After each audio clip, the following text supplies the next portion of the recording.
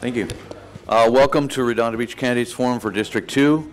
My name is Michael Morales, owner of Harmony Works and past chair of the board of the Chamber of Commerce, and I will be your moderator for this forum. Before we begin our forum, we'd like to take a moment to recognize our generous Redondo Beach Chamber of Commerce Chairman's Circle partners who have made this community awareness activity possible. Also, we have not scheduled time for public to address the candidates, but please do stay for the Meet the Candidates reception at 4:30.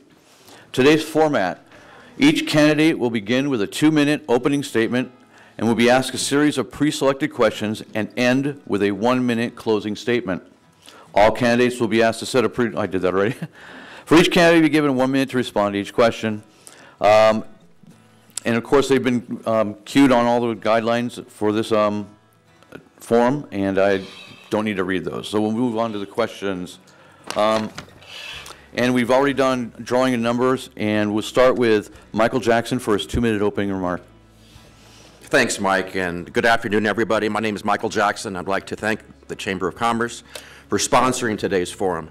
I'm a 20-year resident of the city. I'm married to my wife, Kathleen, and I have 4 grown children and 2 gorgeous chocolate labs. Have to add that. I'm a small business owner here in the city, so I understand the challenges facing local business. And I also understand the challenges facing large companies, since I spent the last 27 years in aerospace working for Hughes Aircraft Company, TRW, and Boeing. I'm very active in the community and currently serve as chairman of the Harbor Commission, chair-elect of the Chamber of Commerce. I'm a Rotarian and the city's appointee to the South Bay Workforce Investment Board. You know, from my perspective, given our hard economic times that are stretching municipal services, the city needs to get back to doing what it has direct control over and what its principal mission is. And that's protecting our neighborhoods, provide the best fire and paramedic services possible, fix our roads, maintain our parks, and create an environment that retains and attracts our local businesses. And given my involvement in the Harbor Commission and my commitment to improving the waterfront, I am behind the proposed waterfront revitalization project 100%, but want to ensure it is done carefully in the best interest and character of local residents and local businesses located at the pier, because we are not Newport Beach, we are not Santa Monica, we are not Marina del Rey, we are Redondo Beach, so that those people coming in from outside the South Bay and want to see our waterfront is the most spectacular destination spot in the area. And most important, I would like to restore something we have lost here in the city, and that's balance and common sense in city government. So I'd like to thank the Chamber once again for sponsoring this event and encourage everyone to vote for Michael Jackson on March 5th. Thank you. Thank you, Bill. Thank you, Mike. Good afternoon, everyone. Thanks for coming, and thanks to the Chamber for holding these debates. It has truly been an honor to serve on the City Council for the last 4 years. It hasn't always been pretty, but with a lot of hard work and dedication from our staff, my colleagues, we've accomplished a lot in the worst economy since the Great Depression. We've balanced our budget without raising your taxes or dipping into our reserves, reformed pension plans that will save Redondo millions going forward, and initiated the redevelopment of our waterfront. My primary focus in the next 4 years will be to lead the waterfront revitalization. The permanent retirement of the power plant is also going to be a strong focus of mine. Measure A will also be on the March 5th ballot, and it's more important than my campaign or anyone else's. So I'm going to spend some time on it here because Measure A doesn't get an opening statement. It's a very complex issue, but all the complexities aside, your vote will have a huge impact on whether the state authorities approve a new power plant for our waterfront. 3 other power plants were recently retired on the California coast, and it was because of public opposition. Measure A is that opposition from Redondo Beach. There were no compromised positions in those cities, and there isn't one here either. Those cities didn't work with the power company to allow a new power plant, and they were not sued and they didn't go bankrupt. Instead, they're remaking their waterfronts without a new power plant. Measure A rezones the land for 40% commercial and 60% recreation and park uses, no residential, and no power plant allowed in 2021. Our waterfront revitalization is critical. But if the first thing people see when they come down 190th is a power plant with 3 huge smokestacks and power lines, our waterfront revitalization will be greatly compromised for the next 50 years. Yes on Measure A. There are many other issues important to Redondo, so feel free to call me anytime to discuss whatever's important to you. I can be reached at 310-809-4405. I look forward to your support for another 4 years. Thank you. Thank you. Susan? Hi, my name is Susan Kowalski, and I am a 20-year resident of Redondo Beach as well. I love the community, and the reason I decided to run for city council is because of my great love for our community. I'm not a politician. I'm a member of the community just like all of you.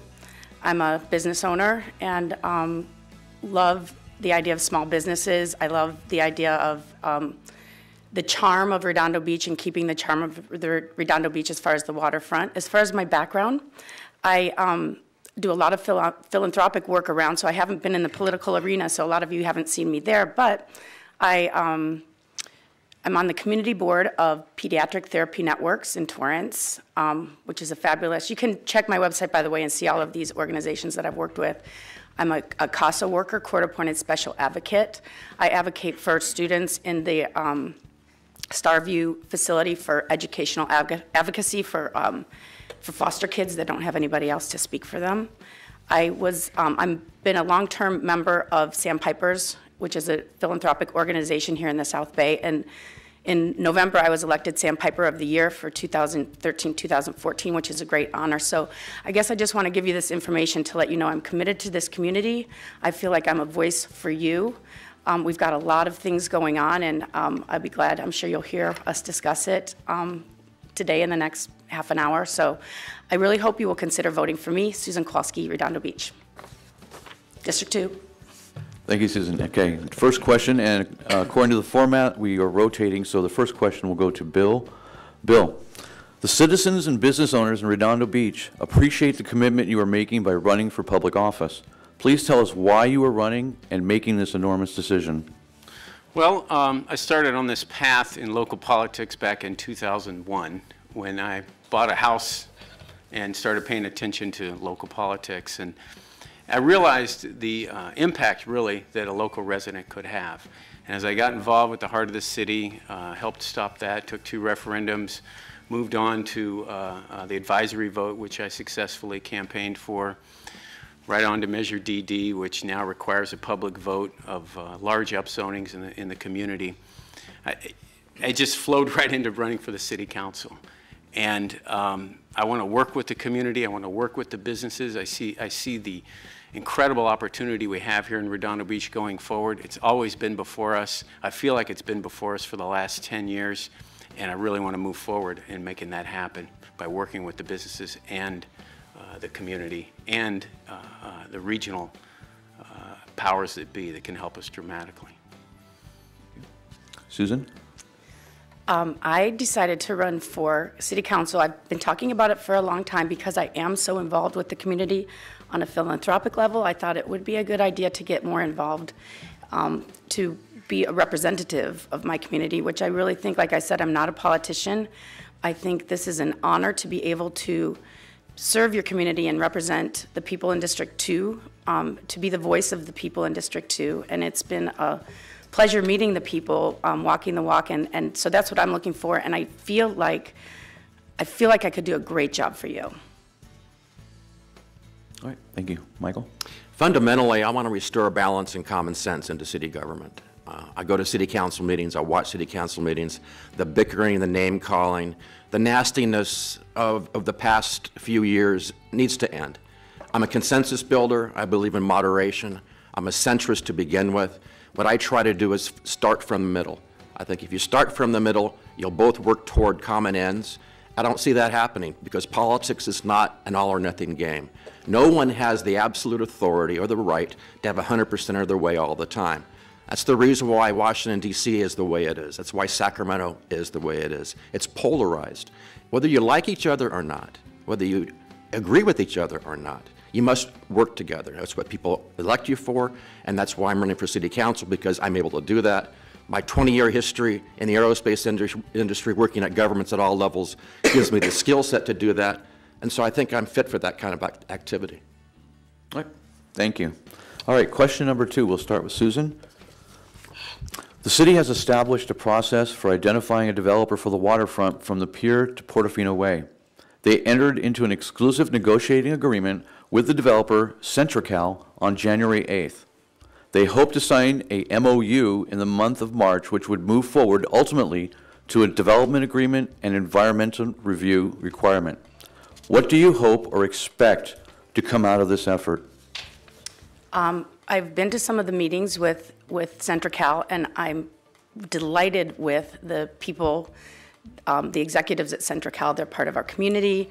They seem to have a really good vision, and so that's just a really good thing. As far as getting everything signed, sealed, and delivered by the middle of March, I think that's rushing it just a little bit, because I think the best thing about it is the community can get involved and put their 2 cents in. We've got such unique waterfront down there. We don't want it to be like Newport Beach. We don't want it to be like Santa Monica. It is got to be just like Redondo Beach. And so I don't think it's a good idea to rush in there. I see it having a lot more character, a little bit more farmer's market feel, a little bit more Seattle Pike's, I forget the name of it, Pike Market feel. So I'm excited for what was happening. Okay, thank you. Michael? No, I agree. I spent a lot of time prior to the waterfront development process being on the Harbor Commission, doing incremental harbor area improvements, like the Harbor Patrol building, Moonstone Park, Bull B improvements, the RDR, Redondo Landing improvements. What I think we have to do now is integrate the things that we've already done in a way and character that reflects the best interests of this community. We don't need big box Newport Beach style activities coming into this harbor. We need to understand the local needs of the residents, the noise issues, the view issues. We need to understand that we have local businesses right now that have been operating there for 40 years. They need to be given the highest priority and have their activities integrated into the waterfront. So I think our job is to listen very carefully to what the developer is saying and what they're showing us, but let them understand that we have one shot at this, and I think it's important that we do it right. Thank you. Bill? Well, what I want to get out of this is in a revitalized Redondo Beach waterfront, of course. I remember the days back in the 60s when I was a little boy going out on the pier and how much fun it was all through the 70s. And, you know, it really fell into decay. And as a result, you know, we've been through this long process, and we're at a great point now where everybody's moving as one. I don't really agree with Michael. I think that the City Council does work well together as they have take on these complex projects, even though it can be very contentious at times. It gets settled, and we're moving forward, and it's an incredible opportunity. So I look forward to working with CentraCal. They're a great company. So far, so good.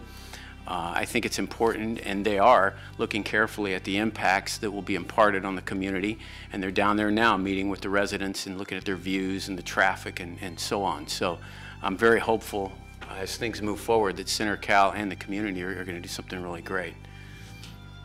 Thank you. All right, we'll move on to question number 3, and this one's for Michael Jackson. AES has submitted plans to repower into a much smaller footprint and has offered up to 38 acres for other uses. Is Measure A the right solution for the AES site, or do you prefer another solution? If Measure A does what the supporters say it would make sense to actually adopt it and to move it forward. It will not do anything more than rezone property. It will not shut down a power plant. So I think you have to start with that premise. Now I can admit, no one wants a power plant in their backyard. No one. But it's there. So it's how you deal with it, how you phase it out, and you do it that respects the property rights as well as the state process that you must use to get it done. I always joke that waving signs and honking horns is not the way to shut a power plant down. The way you shut a power plant down is to work with the Energy Commission. They will determine what the future energy grid needs are for this region, not for Redondo Beach, and determine whether or not that plant is needed.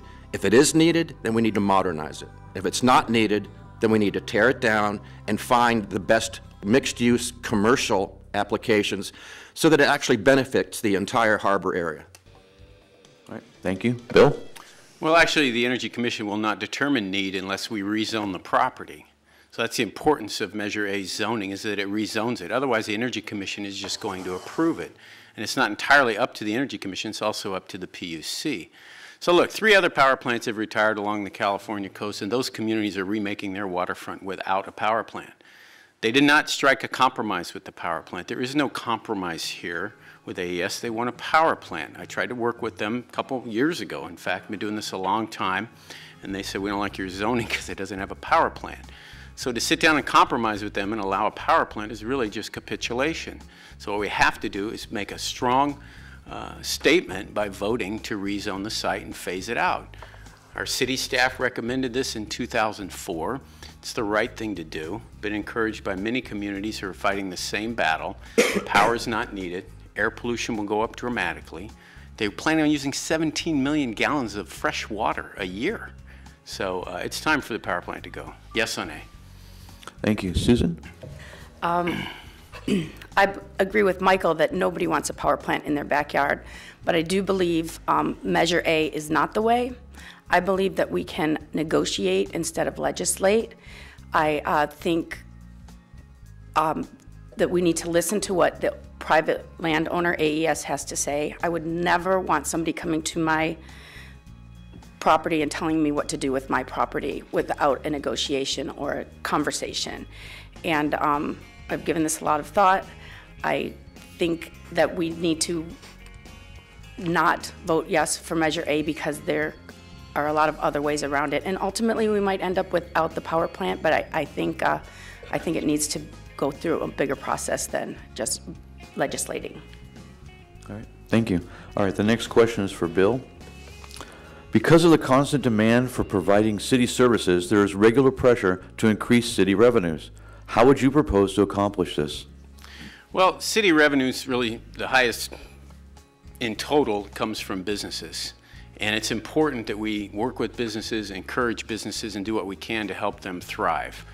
Also, property taxes. The single largest source of our revenue are property taxes, which stems from property values. So one of the things we could do, not to harp on AES, is it definitely depresses property values in the area. So people often think that, there's no benefit to ridding ourselves of a power plant. There's benefits directly for taxes to the city. So it's important that the city works with businesses. Businesses often have challenges. They have fees we can look at, transportation, all sorts of ways the city can partner with businesses to make things easier on them, including land use. It's a matter of listening to businesses. And I've done that the last 4 years, and I continue to do that for the next 4 years. Thank you. Susan? Can you repeat the question? Sure. Because of constant demand for providing city services, there is a regular pressure to increase city revenues. How would you propose to accomplish this? One of the things that I understand is that AES spends $7 million in operational expenses a year here. Maybe not all in Redondo Beach, but taking that away would certainly hurt our economy more than just the taxes that we get from them. I also believe in promoting business. Thriving businesses will pay more taxes, and it's a healthy thing as far as instead of taxing people. I also think that when we bought our properties here, and I don't want to sound like I'm pro-power plant, but we all bought our properties here, and there was a power plant there. So it'd be great for it to be gone and have our property values go up and have more taxes that way. But I guess I'm done. All right. Thank you. Michael? No, clearly the last thing you do when the economic times are hard is you look toward the revenue side. There's a thing in Sacramento that's called you have to take a haircut. And that means everybody has to pitch in and take an equal fair share before you start looking at revenue. We can't spend our way out of government spending. I mean, Washington has a very hard time understanding that you don't raise taxes when the economy is bad. Coming from the private sector, I can tell you, in 27 years in aerospace, you don't add to your budget just because your revenues are bad. You reduce your staff, and you do it equally across the board. Everybody must suffer the pain. And if you have to look at revenue, let's look at your base. Local businesses obviously contribute to that. Maintaining the aerospace base here in the South Bay is central to making sure that the jobs fuel the local budgets and that we retain the $8 billion that SMC fuels in the South Bay. Thank you. All right, this next question, Susan. As a policymaker, what role would you advocate the city play in business attraction and retention? Should this be a priority or not, and why? I think it should be a priority, and I think it's a marketing tool. And like the Riviera Village has really teamed together to promote the Riviera Village, I think all of Redondo Beach could group together to help promote Redondo Beach, and I do believe the city can be a part of that in mostly a marketing aspect, I would say. Thank you. Michael? Clearly, the city needs to be a better partner with business. Being on the Harbor Commission, I saw 2 instances where the city is not treating merchants and tenants equally. You can't do that. You have to tax them equally. You must deal with them equally. You must execute more than month-to-month leases to show them that you have a commitment to their well-being, and that in turn will make them want to invest in their own businesses. At the regional level, though, the retention of the LA Air Force Base has to retain. There are too many jobs which happen to be the foundation for this community that rely upon, once again, that $8 billion that's fueled from the Space and Missiles Command that keeps our jobs active here in the city. As a policymaker, we must be at the table when those meetings start to happen during the next round of base closure. Thank you. Bill? Well, I think you attract business by having friendly regulations that don't burden, particularly new businesses coming to town. Fees are extremely important. We've often adjusted the fees for businesses, whether it's trash fees. Marketing, as Susan has said, is really important. The Chamber does a good job of that. It's really about the city, infrastructure. There's a lot of things now, as I think about it, and it's a long list. And as they come before us, you have to have business as a focus. And so, things like parking, having bicycle places where people can bicycle, small things, taking down the wall down at the end of the Strand so that it's more biker friendly and people come to Redondo Beach. There's a lot of different things that the city can do in partnering with businesses to attract new businesses. Thank you. Susan? Or did I start with you? I start with you.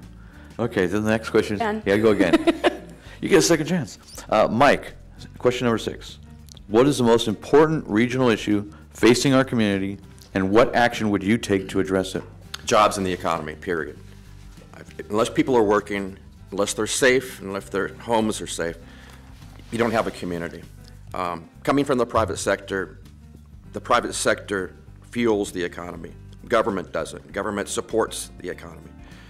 So what we need to do is what we've been talking about, attracting and retaining local businesses, improving the waterfront, putting quality infrastructure in place.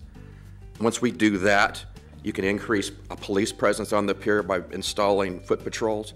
You can build more infrastructure with the Harbor Patrol to make sure it accommodates the new growth on the waterfront. But once again, protecting LA Air Force Base from closing is the #1 priority for me. Thank you. Bill? Well, the regional issue Redondo can have the biggest impact on right now is actually air quality. If we're successful in stopping a new power plant from going up, we're going to stop tons of toxic pollutants from being emitted into our area, not just Redondo Beach, but in the region as a whole. A new power plant, while more efficient, is going to increase particulate emissions 5 to 15 times because it's going to run so much more often. Those emissions are not just going to Redondo Beach, they're going inland communities, Torrance, Hawthorne, Gardena, and it's equivalent of about 2 to 3 PCHs worth of traffic and air pollution. So in terms of regional impacts, that's something we can do right away, not to mention what I mentioned earlier about the 17 million gallons of fresh water they plan to use. Energy, obviously, that's a regional issue, and the state has come down here and testified right at that podium that that power plant's not needed for grid reliability. So that's the biggest impact we can have right now, is to make a simple statement to vote yes on A and not have a new power plant here. All right, thank you. Susan? And I think our biggest regional impact would be attracting business and retaining the business, and attracting the people that are going to patronize the business by encouraging and teaching our community in the Redondo Beach area to do business with people in Redondo Beach. But how often do we want to go to dinner and we had to Hermosa Beach, or we head to Manhattan Beach, or we head to the West Side. And I don't see the West Siders or the Hermosa Beach people or the Manhattan Beach people coming to us. And I think that would be a great community goal to try to get our neighbors to come visit us. And I think that would do wonders for our community. Thank you. All right, the next question, we'll start with Bill. Actually, this is question 7 because we have extra time. You guys have done well so far. Thank you. There are some residents that complain about traffic within the city. Do you believe we have a traffic problem in Redondo Beach? If so, where are the problems and how would you address them? Well, we definitely have a traffic problem. One of the things we're working on is the South Bay Bicycle Master Plan. I think more people that elect to ride their bikes is going to help alleviate traffic. You know, parking is a big deal. If you have parking that's more situated more close to businesses and where people are going, that helps a lot. Transportation in terms of bus service. When I first came on the council, I thought the Beach Cities Health District, the Beach Cities Transit was kind of a waste and you saw empty buses, but after talking to a lot of people, I realized how valuable it is and what a good value it is. So I think we need to maintain that. But traffic is certainly a big problem, and synchronization of lights. So there's little things you can do that can have a big impact. So it's just something I've kept an eye on all throughout and will continue. There's no one big solution to that, that's for sure. It's a lot of little solutions that you have to, figure out as they come before you. All right, thank you. Susan. Okay, I don't see traffic as being a huge issue in the scheme of all of the issues that we have. However, I love Beach City Transit, and I use it quite often. It costs you $1, and it gets you to a lot of places. And I think teaching people how to use that transit would be phenomenal. Every man, woman, and child should be able to ride the bus. The European cities with public transit are phenomenal, and I think we could hone in on that. And riding your bike and walking is also awesome. If we got more people going down to the pier and walking to the pier, then none of us would be driving around, right? I'm just saying. Thank you. Michael? Clearly, the biggest problem that we have is AM, PM commute traffic along PCH. But this is a two-pronged question because there are certain issues we have control over and there are certain issues that we don't. Caltrans owns that right-of-way. That's a state highway. All we can do is work with Caltrans and their traffic ops staff to make sure that we have a seat at the table so we communicate to them what our issues are. Certainly, synchronization of lights is a huge issue, but trying to find rights of way along Pacific Coast Highway is very difficult because we have not done a very good job as a city in working with property owners to make sure we can have cutout lanes for turn lanes.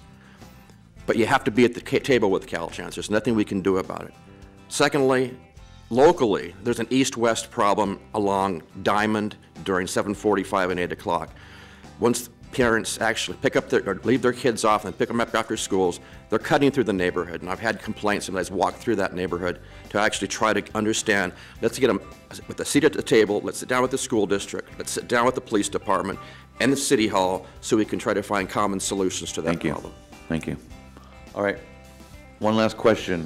Susan, what do you see the City Council's roles in regards to engaging the school board to solve mutual problems? Honestly, I have not given that much thought. But off the cuff, I think communication is key in anything. And I would think that we would probably, as the City Council, want to ask the student or the school system what we could do to help them. I don't think we need to force ourselves on them, but if they had a problem that needed a solution, I think it would be great to work with them. I just don't know any specifics. All right, thank you. Michael? Repeat the question, please.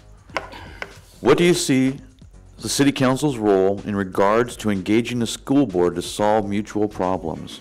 I just mentioned the issue of traffic, and that's one that's key. We have local issues relating to the school board and swapping of property. We have a budget issue with Prop 30 that just passed that helped alleviate funding for the schools.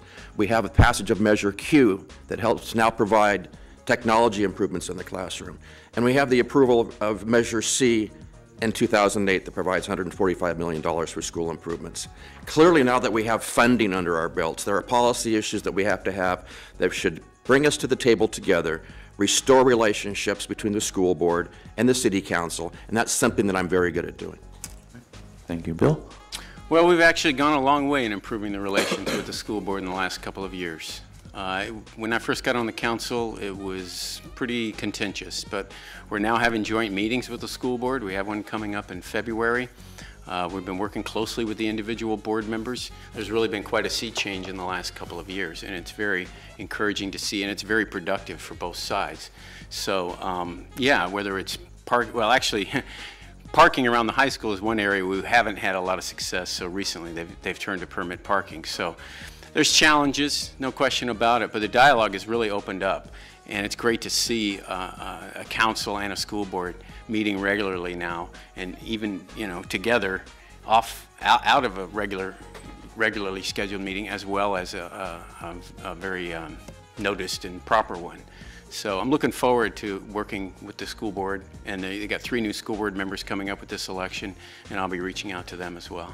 All right, thank you. At this time, we're ready for the final closing statements. You each have 1 minute, and we'll start again with Michael. First of all, I'd like to thank the Chamber for sponsoring this. You know, it's really important that we have forums so you can actually understand the candidates' positions and differences, and I think clearly we have differences that are pretty clear. But 4 clear points. I'm running for City Council because I want to restore some much-needed balance and common sense for District 2. That's the theme of my campaign. I don't think you need to continue to polarize. You need to legislate inside City Hall, not in front of supermarkets. You got to learn to compromise. You got to learn to build consensus. And I'm also running because we need to have a councilman who will represent the interests of all 14,000 residents, and not just a very small percentage that have only one issue on their minds, because like it or not, being a councilman means you must represent everyone. I'm running for City Council because I believe we need to work toward the middle and find compromise and consensus, because legislating means working together to find win-win solutions, because I've always said this, it's a lot better to have 40% of something than 100% of nothing. And finally, I'm running because the residents of District 2 deserve better. So please, vote for Michael Jackson on March 5th. Thank you. Bill? Well, this has been a lively debate. I want to thank both my opponents here. It's great to see the active role that you guys have taken on. You know, I hate to keep harping on it, but the biggest issue in Redondo right now is the power plant. I've covered a lot of different issues throughout the last 4 years, whether it's the Marine Life Protection Act, helping get a guest dock down in the harbor, balancing the budget. But what's before you now is critical, and it's not about compromise. And you can't sit with a power company and talk about how you don't want their power plant. You have to take action. This is not a taking of private property. It honors AES's property rights. They maintain ownership in the land, and it gives them actually significant economic value. So a revitalized waterfront without a power plant is what we really need to work towards, and what will really put Redondo Beach on the map. As Ms. Prado said earlier, people don't ask me to come see the power plant when they come to Redondo Beach. All right, thank you. Susan? I want to thank the Chamber for allowing us to speak our voice and giving us this forum. I want to remind you all that I'm just like you. I'm a resident here. I'm a citizen. I'm not a politician, and I've got a lot to learn, but I'm a passionate person, a dedicated, hardworking, and loyal person. I think that I could represent you with a new voice in this community and educate myself as need be with the issues at hand. I hope you give me that opportunity, and I hope you vote for Susan Kowalski, City Council, District 2. Yay. All right, thank you. Okay, we have come to the end of District 2 Forum, and we thank you all for attending. I would like to take a moment to thank the candidates for taking the time to participate in this informative event. Thank you again to our sponsors for making these types of programs possible, and a special thanks to the Redondo Beach Chamber of Commerce and Visitors Bureau for hosting this event, and to the volunteers who helped organize it. And as a reminder, there's a Meet the Candidates reception scheduled at 4:30 in the lobby this afternoon. Thank you all.